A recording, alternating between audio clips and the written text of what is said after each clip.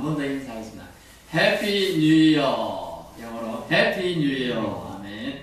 새해도 주님 안에서 많은 복을 받아 누리실 수 있기를 축복합니다. 교육학 용어에 포부 수준이 있어요. 포부. 누군가가 뭘 바란다 하는 포부 수준이 있고요. 기대 수준이라는 말이 있어요. 두 가지가 있어요. 포부. 너 포부가 뭐냐? 너 꿈이 뭐냐 이 얘기죠. 너 포부가 뭐냐 하는 교육학 용어인데 포부 수준 그리고 기대 수준이라는 단어가 있는데요. 포부 수준은 학생 또는 학습자 위주로 만든 단어고요. 기대 수준은 교육자 위주로 생각하는 수준이에요. 사람은 학생 또 포부가 대부분 높죠. 이번에 만약 기말고사 친다. 그럼 내가 이 정도 공부하면 90점 이상을 받겠다. 이게 포부 수준이에요. 학생들이 말하는. 그러나 선생님이 보기엔 쟤는 열심히 하지도 않고 또 지난번 성적 보니까 중간고사 때 70점밖에 안 나오네 갑자기 90점 이상 나오겠어. 이 생각하면서 선생님이 수준이죠. 선생님 수준이 보는 걸 기대 수준이라고 합니다. 기대 수준. 그런데 이 포부 수준과 기대 수준을 일치되게 해주는 것. 이것이 필요하죠.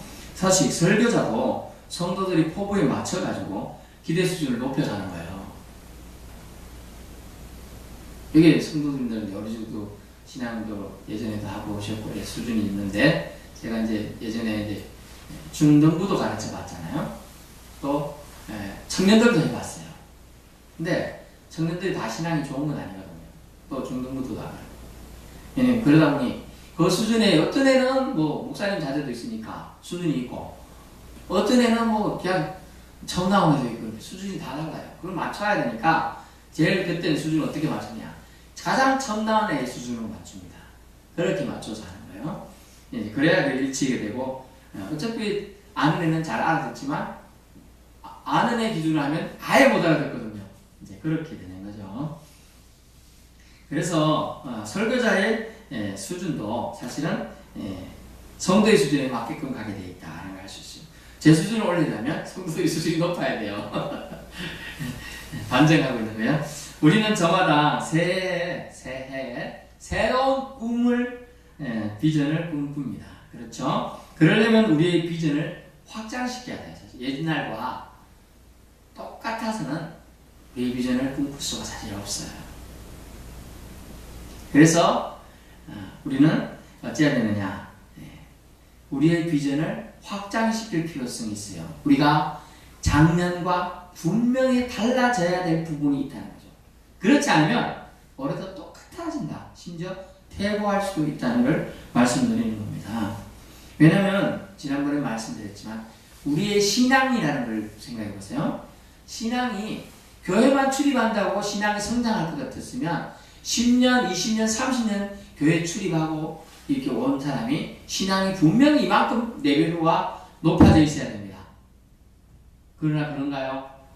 초신자라도요. 신앙이 좋고 새벽기도 하고 모든 예배만 참석하고 이런 사람까지 보실까요? 자, 30년 믿음 생활해도 매주일 교회 가서 3번 예배 드리면 1년에 52주 곱하기 10년이면 520번 뭐 30년 해도 1000번 뭐 밖에 안 돼요. 그죠? 그런데 자 1년을 기준합니다. 초신자인데 아주 신앙이 좋아서 새벽기도 주일 수요 예배 다음에 일주일이 몇 번입니까? 7번이에요. 그러면 그거 7 곱하기 52주 얼마입니까?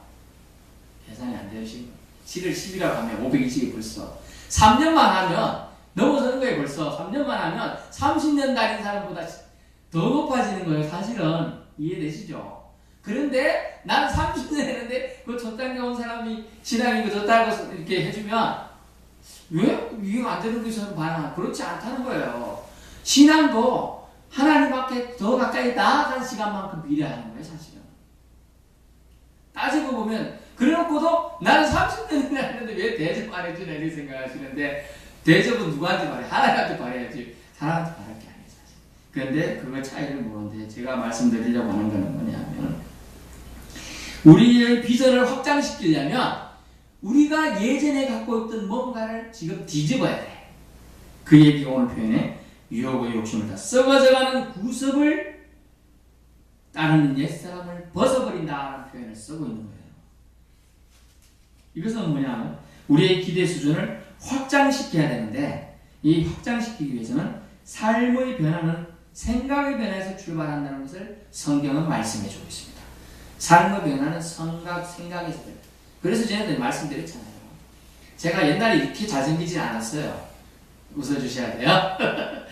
근데 제가 어느 순간에 이제 고시 공부할 때 이제 새벽에 일어나가지고 새벽기도 한번 갔다 오고 이렇게 세수하면서 이게 그럼 참 잘생겼다. 이때부터 잘생기시더라고요. 믿거나 말거나입니다. 그래가지고 이제 잘생기시라고 막 그러게 했습니다. 그 다음부터 이제 조금 사람이 왜냐면 제가 그때 엄청 말랐었거든요. 52kg 뭐 진짜 말랐는데 이제 그러면서 이제 얼굴에 광채가 나고 뭐 머리는 그때는 이 정도는 아니었는데요. 이제 막 완전 동안이라고 사람들 만나면 뭐 21~22살인 줄 알고 막 그랬는데 제가 그때만 해도 뭐 27, 8세 됐으니까요. 그래서 30 넘어가서 이랬는데 막 20살도 안 모를 정도가 많았어요. 그렇게 동안이었는데 지금 좀 그렇습니다. 지금은. 근데 중요한 것은 새로운 변화는 이전의 생각과 행위를 어떻게 한다? 벗어버린다는 얘기 뭡니까? 부정한다는 거예요. 이전의 생각과 행위를 부정하는 데서 출발한다. 이걸 우리는 인정해야 됩니다. 그러면 우리는 굴속에서 벗어날 수 있어요. 예수 그리스도를 믿는 사람이 변화를 원한다면 지금까지 지내온 세상 일들과 여태껏 섬겨왔던 대상들에게서 완전한 작별을 보여야 된다는 거예요. 작별을 보여야 된다. 인생에 대한 포부가 바뀌어야 이전 것들을 끊을 수가 있어요. 우리가 가지고 있던 포부 수준을 기대 수준에 맞춰야 되는 거죠. 저는 이제 제가 공부 엄청 잘한 줄 알고 서울대 갈 줄 알고 생각했었지만 열심히 공부했지만 선생님께서는 고등학교 3학년이니까 아무리 너는 그 정도까지는 아닌데 이제 생각하는 거죠. 그게 선생님 생각하는 기대 수준이 다른 거예요. 그래서 점점점 선생님이 이렇게 하더라고요. 면접할 때 그거보다 한 단계 낮추자. 그래갖고 또 이렇게 한 달 지나니까 또 부르더라고. 그것도 아닌 것 같아. 조금 더 시들었어. 이제 자존심 상할 때까지 딱 내리시더라고. 선생님 말씀 안 듣습니다. 제 마음대로 쓰랍니다. 제가 갖고 와서 어서 쓰고 물론 보기 좋게 떨어졌죠. 그렇게 된 겁니다. 그래서 결국은 그래야 되는데 결국은 이게 포부 수준과 기대 수준이 이렇게 다르다가 이걸 맞춰가는 거예요. 여기서 낮추든지 여기서 올리든지 해야 되는 거죠. 그런데 여기 거를 이제 올리는 것이 주님이 뜻이에요. 기대 수준. 올려주려면 우리 포부가 갖고 있던 거를 변화시킨 뭔가가 있어야 되는 거예요. 그것이 없으면 우리 삶은 절대로 안 바뀐다는 거죠.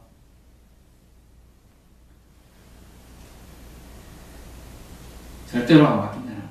그런데 하나님께서는 삶을 변화시킬 귀한 계기들을 사람들에게 꼭 주십니다. 그때 그것을 인정하고 받아들입니다.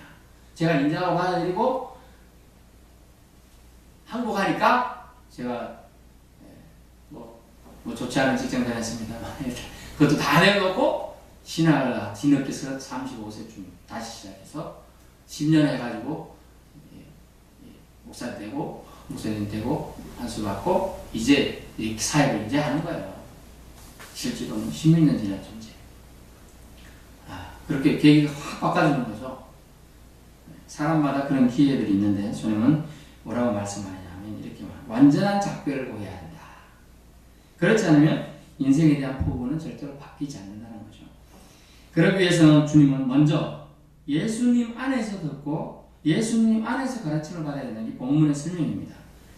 21절 진리가 예수 안에 있는 것 같이 너희가 참으로 그에게서 듣고 즉 예수님에게서 듣고 또한 그 안에서 예수님 안에서 가르침을 받았을진데 즉 예수님 안에서 가르침을 가지고 가야 한다. 먼저 그것을 이야기 20절 오직 너희는 그리스도를 그같이 배우지 아니하였느냐. 예수님 안에서 우리는 생활해야 한다는 거죠. 주님의 가르침을 로마서 6장 6절에 예수와 함께 십자가에 옛사람을 못 박아야 된다라고 이야기하고 있어요. 옛사람을 십자가에 못 박는다. 꽝꽝꽝 아프겠죠. 그렇지만 그 아픔이 있어야 우리가 포부를 바꿀 수 있다는 거예요. 우리 입장에서 우리 학습자 입장에서는 하나님 입장에서는 일반 성도가 보부 수준이거든요. 바꿀 수 있어야 합니다. 바꾸려면 옛사람을 십자가에 못 박아야 한다는 거죠. 또 어려운 말씀이에요. 사실은 갈라디아 2장 20절에도 나는 지금 어떻게 하겠다라는 포부를 말하고 있는데요. 갈라디아서 2장 20절에는 이렇게 말합니다. 2장 20절 내가 그리스도와 함께 십자가에 못 박혔느니 그런즉 이제는 내가 사는 것이 아니요 오직 내 안에 그리스도께서 사시는 것이다. 이제 내가 육체 가운데 사는 것은 나를 사랑하사 나를 위하여 자기 자신을 버리신 하나님의 아들을 믿는 믿음 안에서 산다라고 말해주고 있는 거예요. 그러므로 우리는 어떻게 해야 되냐? 십자가에 못 박혔나니 이런 고백들이 우리에게 나와야 된다. 그래야 하나님이 내 안에서 이제 일을 시작하는 거예요. 나를 하나님의 영역 안에 카테고리에서 넣으시고 나에게서 일을 시작하셔요. 내가 하겠다고 우리 주도적으로 가면 하나님 그냥 지켜는 보셔요. 지켜는 본다고요. 하지만 하나님이 일을 하지 않고 그냥 내쁩니다. 그러면 힘이 너무 들어요. 왜요? 주님 우리를 지켜보는데 어떻게 하냐? 우리가 좀 표현은 그렇습니다만 우리 멀리 가면 위험하니까 우리에게 끈을 매달고 계셔요. 그래서 더 넘어갈 때는 갖고 계시기 때문에 탄성, 여러분 과학 배우시다면 탄성 있죠? 넘어가면 튕겨 나오는 거 있죠? 그런 특징을 내놓고 계시는 거예요. 그래서 예수와 함께 우리의 삶이 변해야 된다는 건데 나를 내려놓고 내 자아가 그분의 존재와 인도하심에 이끌림 받기 위해서는 주님을 개인적으로 그리고 철저히 영접해야 된다. 주님의 존재를 인정하지 않는 사람은 영접하지 않습니다. 주님의 말씀을 무시합니다. 주님이 나의 주님이라고 말도 하지 않습니다. 기도도 하지 않습니다. 남들 보기 하는 척은 합니다. 하지만 주님의 사람이 아니에요. 하나님의 안타까움은 어떻게 하나님이 표현할 수 있냐면요. 한 선지자를 통해서 네가 이 성읍에서 이 멋지다고 하는 이 성 전체에서 오늘 예를 든다면 이 삼동 전체에서 부엌 전체에서 진리를 찾는 사람 한 사람을 찾으면 이 성 전체에 이 마을 전체에 내리는 재앙을 내리지 않겠다 했는데 몇 날 며칠을 타다도 못 찾았어요. 얼마나 그 안타까움이 컸을까요? 멸망의 시점이 이제 돌아왔는데 그 시간 12시 30분에 멸망한다고 연락하는데 한 명만 찾아라. 못 찾은 거예요.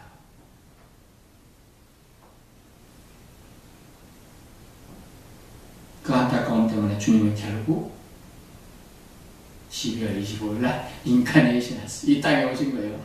찾을 수가 없었어요. 그러면 우리는 주님의 존재와 인도하심에 이끌림 받기 위해서 우리 자신을 내려놓아야 한다. 그러면 비로소 심령이 새롭게 되는 거예요. 그냥 새롭게 되는 게 아니에요. 주님을 개인적으로 영접하려면 우리를 내려놓아야 돼요. 우리 그런 표현을 들어보신 적이 있을 겁니다. 내 마음의 왕자에 누가 앉아있느냐, 내 마음의 왕자에 누가 앉아서 운전하느냐에 따라서 그 사람의 운명이 바뀐다. 주님이 운전하면 주님 뜻대로 가기 때문에 싫든 좋든 주님은 좋은 곳을 인도하실 것이지만 내가 운전하면 실패와 좌절과 낙담과 곤고함이 따를 것이다.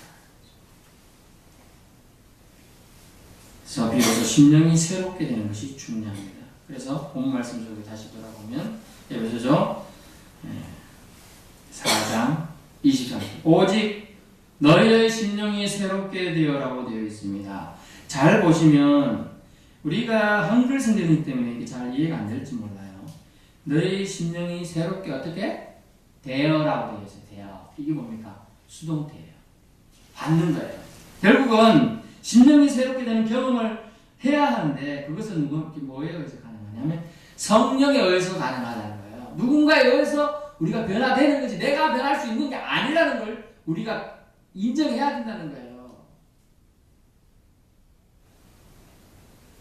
성령에 의해서 날마다 계속적으로 우리는 새로워져야 된다. 내가 아니고 주체가 성령님이라는 거예요. 그래서 수동태로 헬라어 거기 보면 원에는 수동태로 되어 있어요. 수동태로. 누군가에 의해서 내가 받는 거예요. 영어에 의하면 바이 돼가지고 의해서 해졌다 이렇게 나오는 거죠.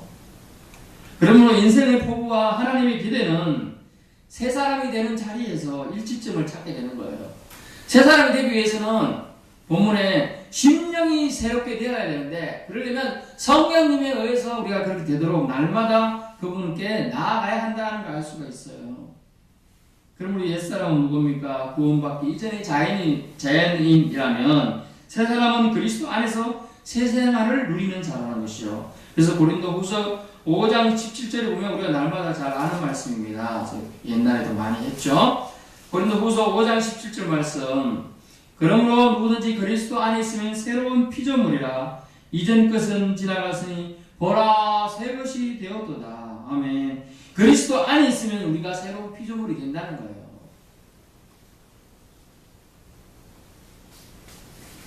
그러므로 우리는 심령이 변화됨에 초점을 맞추어야 됩니다. 심령은 마음의 영입니다. 마음의 영. 마음과 영이 밀접한 관계가 있음을 나타내 주는 거죠. 마음이 더러우면 영도 더럽죠. 안 그래요? 그래야 영이 막히고 그 능력이 제대로 발휘되지 않아요. 마음이 더러우면. 영이 마음을 지배할 수 있을 것 같아도 그렇지가 않다는 거죠. 결국 마음이 새로워지면 영도 또한 새로워져 그 신선함과 능력이 잘 나타난다는 거예요. 마음을 깨끗하게 할 필요성이 있는 거예요. 변화시키기 위해서는 마음을 깨끗이 심령 영어로 보니까 Spirit of the Mind예요. 마음의 영을 깨끗히 해야 한다는 걸 알 수 있습니다. 24절 말씀은요. 하나님을 따라 의와 진리의 거룩함으로 지으심을 받은 새 사람은 여기도 받은이잖아요. 받은. 우리가 한 게 아니라니까요.